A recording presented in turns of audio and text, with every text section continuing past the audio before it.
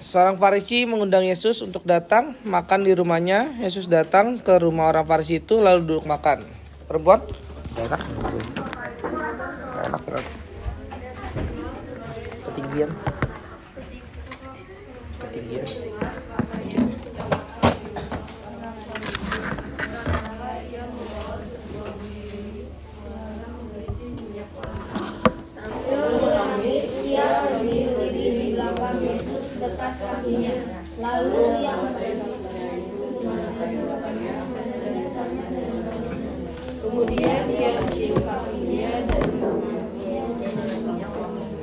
Ketika orang Farisi yang mengundang Yesus melihat hal itu, ia berkata dalam hatinya, jika ia ini nabi, tentu ia tahu siapakah dan orang apakah perempuan yang menjamahnya ini. Tentu ia tahu bahwa perempuan itu adalah seorang berdosa.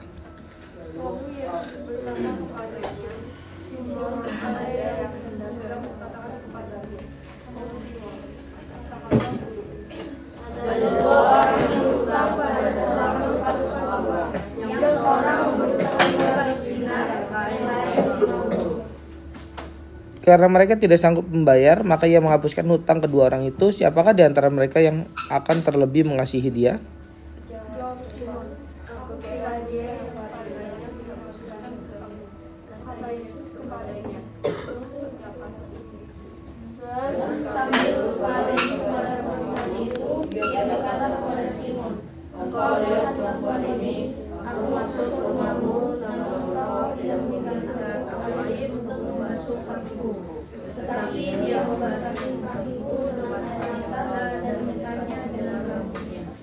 Kau tidak mencium aku, tapi sejak aku masuk ia tidak henti-hentinya mencium kakiku.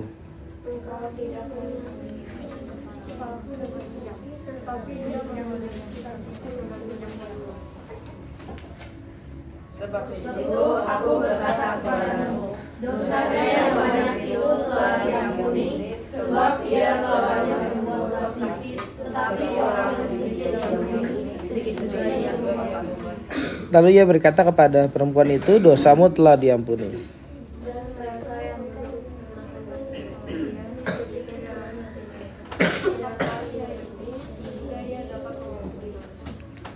Tetapi Yesus berkata, perempuan itu, imanmu telah menyelamatkan engkau, pergilah dengan selamat. Ya, satu cerita yang panjang tapi cerita yang harus kita udah ngerti ya, cerita mengenai ada orang yang orang Farisi di sini ayat 36 katakan seorang Farisi mengundang Yesus datang ke makan rumahnya, makan di rumahnya. Yesus datang ke rumah orang Farisi itu duduk makan. Terus ya di kota itu ada perempuan, terus dia datang ya. Ya, dia mendengar Yesus datang ke orang Farisi itu. Datang perempuan itu bawa buli-buli dan seterusnya gitu ya. Kita kalau lihat cerita ini, pertama ada orang Farisi. Orang Farisi juga sebenarnya orang berdosa ya. Justru orang yang apa ya. Bapak udah pernah ngomong di sini kan waktu itu, C.S. Lewis salah satunya mengatakan bahwa ada 3 macam jenis orang. Jenis orang pertama adalah orang-orang di dunia ini yang berdosa gitu ya. Semua orang berdosa ya, betul, semua orang berdosa. Nah, ada jenis orang kedua. Jenis orang kedua adalah orang agama lain gitu ya, yang bukan agama Kristen.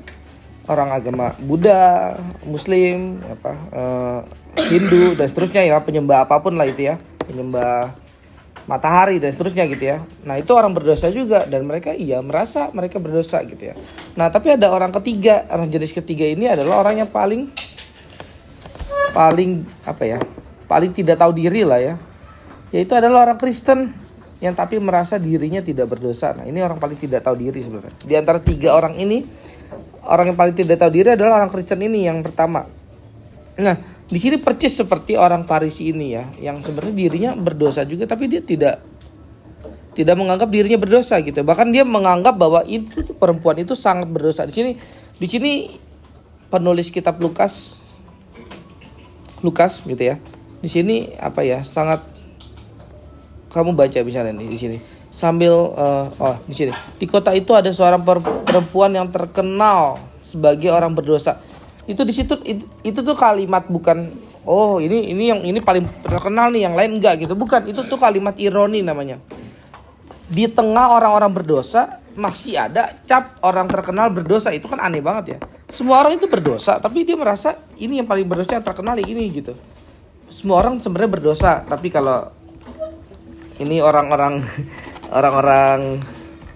apa ya, TikTok gitu bilang ya, semua orang berdosa, tapi dosa kamu belum ketahuan aja gitu ya. Dosa kamu masih belum dibuka aja oleh Tuhan gitu ya. Orang-orang TikTok aja tahu gitu ya. Semua orang berdosa gitu ya. Kalau kita lihat ada orang berdosa gitu ya. Apalah di sini kalau teman-teman kamu gitu ya, atau nggak usah di sini, dimanapun gitu, kamu lihat orang berdosa gitu.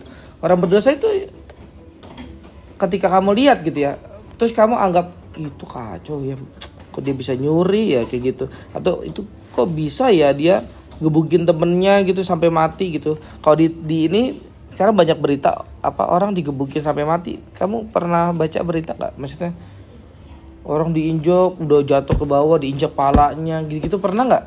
Tahu kan ya? Tahu ya, betul, itu orang-orang yang aduh sadis banget sih. Kok bisa ya ada orang yang udah terkapar, digebukin rame-rame masih sampai mati, ditendang palanya dan seterusnya gitu. Tuh orang apa ya, punya hati nggak ya itu orang gitu ya. Tapi itu gambaran orang berdosa yang mungkin ini yang terkenal berdosa itu. Nah tapi kita mungkin aja ya, kita sebagai orang Farisi gitu ya, menganggap bahwa ya itulah orang berdosa, kita tidak berdosa gitu. Atau ya kita berdosa sih, tapi yang itu terkenal dosanya. Kalau kita kan nggak terkenal gitu ya. Kalau saya terkenal baiknya gitu ya, kalau dia terkenal dosanya gitu. Enggak, sebenarnya salah gitu ya.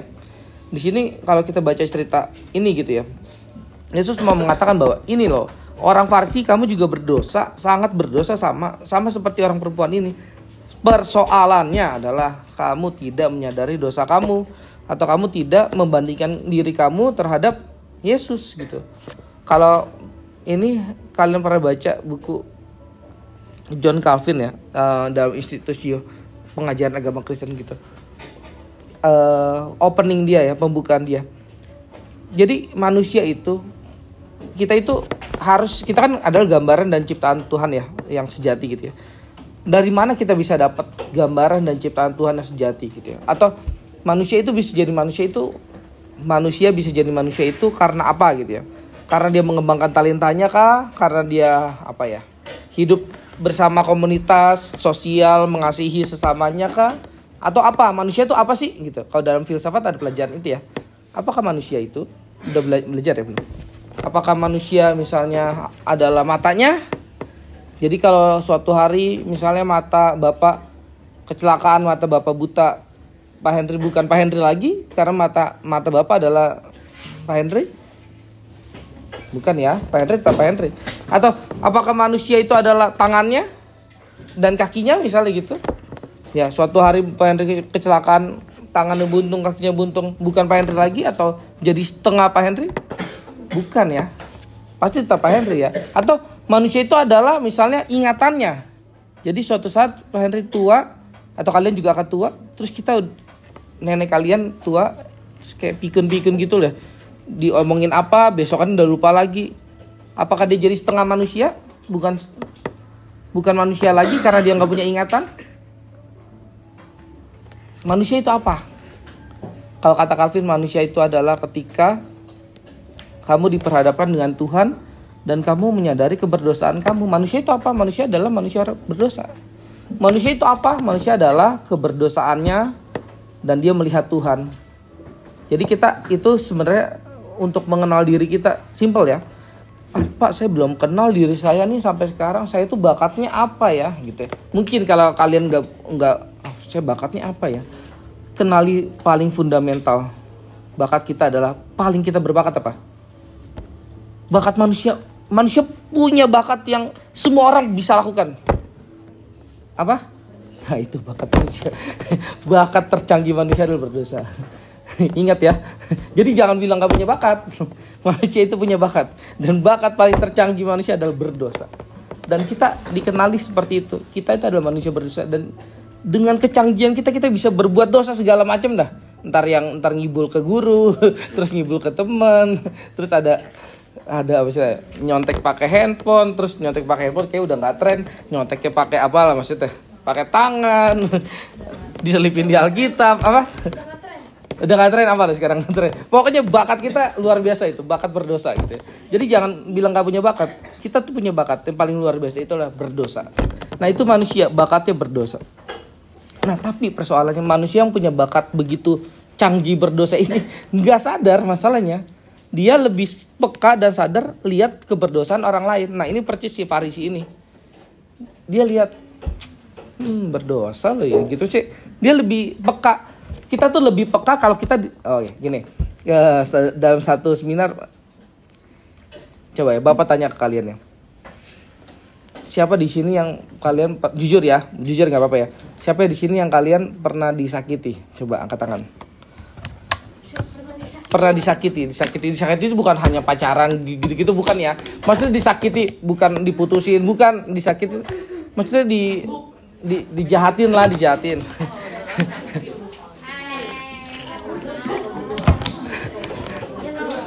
Hah? Pernah jahatin? Nah, pastilah ya. Diana, kamu nggak pernah jahatin ya? Nggak pernah. Oh pernah. Pernah ya?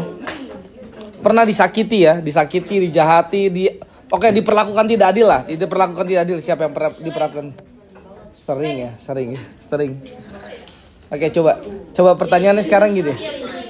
Coba sekarang pertanyaannya gini ya. Siapa di sini yang pernah memperlakukan orang lain tidak adil?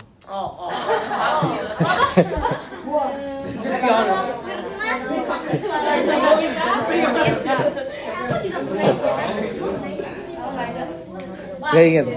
Siapa pernah ya?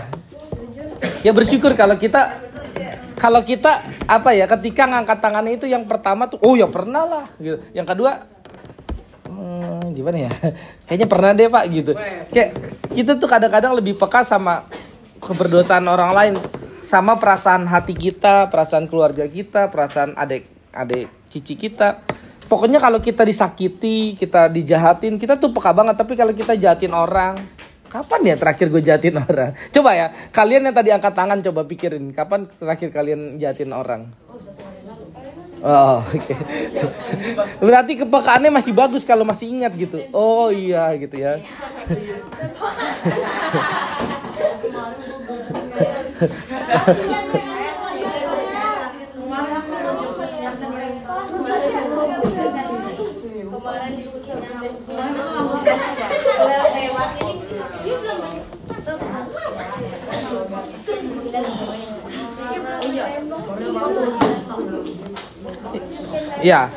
Ya itu bagus lah kalau kita masih peka, bagus banget lah kalau kita masih peka, itu bagus banget. Tapi berlahannya waktu gitu ya, kalau kita lebih ini lagi gitu ya, kita bisa memungkiri gitu ya.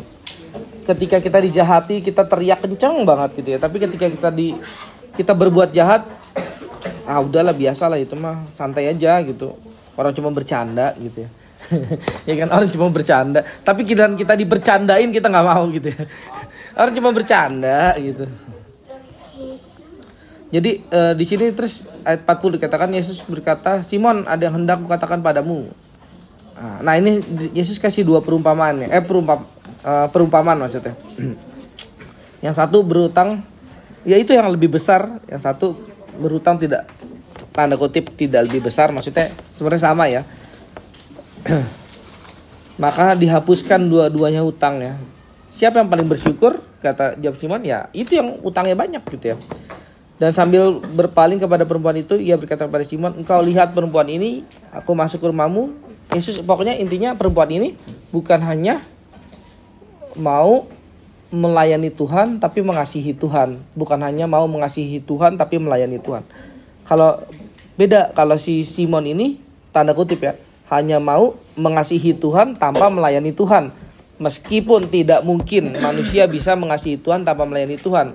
Atau kebalikan, tidak mungkin manusia ngomong dia melayani Tuhan tapi tidak mengasihi Tuhan.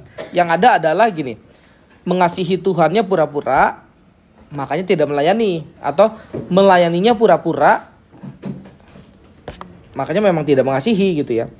Manusia itu keduanya harus ya. Pertama harus mengasihi Tuhan dan melayani Tuhan. Bagian dari mencium kaki Tuhan itu adalah penghormatan terhadap Tuhan di sini ya. Oh cepat sekali, udah 7:19. Bab itu lalu dia berkata, dosamu telah diampuni. Dan mereka yang duduk bersama dia dan bikin dalam hatinya curiga sama Tuhan dan seterusnya. Imanmu telah menyelamatkan engkau, pergilah dengan selamat. Jadi iman itu apa sih? Yang terakhir di sini dikatakan iman itu ini, kamu tahu bahwa dosamu diampuni sebegitu besarnya gitu ya, sehingga kamu melayani Tuhan. Itu iman. Iman itu kesadaran bahwa dosa kita telah diampuni dan dengannya kita melayani Tuhan dan mengasihi Tuhan. Nah, kiranya kita bisa punya iman yang seperti perempuan ini ya, bukan orang Farisi yang menunjuk orang lain berdosa tapi kita tidak menyadari kita berdosa. Kita berdoa.